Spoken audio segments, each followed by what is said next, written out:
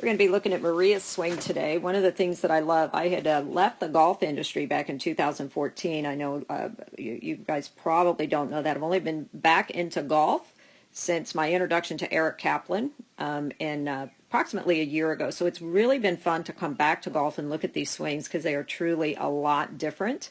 Rumor has it they're all trying to create this ground force, and I don't necessarily have an opinion one way or the other. I haven't done the research on it. I just know that their swings are very, very different than they used to be when I traveled the tour and when I was kind of embedded in golf. And again, my job is not to teach people how to swing like a tour pro. My job is to bring, as a body mechanics expert, or let's say body movement expert, to help amateur golfers know what the laws are so they can put their own swing together. So that said, let's take a peek at her head, since we've been looking at the TG downswing move and the head position here, and how much she drops down in the top of the backswing. This is really interesting. Is my swing, I naturally did that. So this is, we're talking years ago.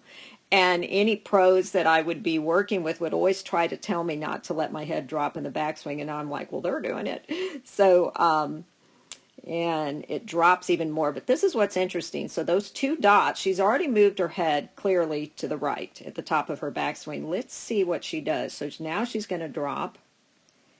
And look at how far back her head moves through impact. I mean, this gal has the most as far as clubs moving down to the left, head and lower torso is moving left, head and upper torso is moving the opposite direction. And that makes sense to me as far as body movement and balance. That's a counterbalance move.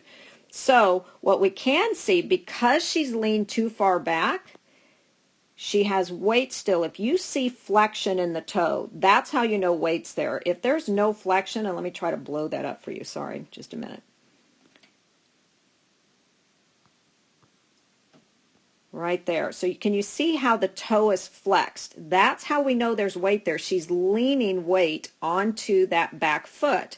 And she has zero weight for all practical purposes on the left. So we don't need a biomechanics study for that. This is common knowledge. Anyone can look at it, put yourself in that position, roll your left foot to the outside. It's actually pretty much off the ground, her left. But if you flex that toe and put your head that far back off of midline being sternum and belly button, you're going to have weight back on the right foot. So she's rotating powerfully to the left. Her weight shifts to her back leg. So for all practical purposes, at impact, she's got more weight on the right leg, none on the left. And I mean, that's just incredible. I think that's got to be hard on the back, but of course, I don't want to get into that. I don't know that that's the most efficient way to move, but I'm not going to tell her that, right? So you can even see right here, she's still got weight back on that right foot. So she's at full force, torso rotation, hip rotation, meaning pelvis and rib cage are both moving powerfully, and she's got a lot of her weight leaning on that back leg. So, you know, try to throw a ball that way or skip a rock that way or swing a baseball bat that way. It's a little bit hard on your spine. But, of course, she's young and her swing is so gorgeous, I could look at it all day long. Now, let's see if she ever finally comes off of that right foot. Watch that. There it is. So that's when you're looking, amateur golfers, if you want to know whether there's weight on your right foot, I want you to zone in on that. Take a peek of that. Let me blow it up. There's definitely weight. There's flexion in the toe. Get in front of a mirror and do this yourself. Now watch. Still has weight. Still has weight. Still has weight there. Still has weight there. Can you see there's still flexion? Still weight. Still weight. Ah, now we go. Now she's finally on her left side. And she's not fully on her left side until she completely finishes her swing. So be interesting to follow her over the years to see if she develops any back pain from that. When you're young, you can get away with a lot of things, right? Anyway, that's it for Maria.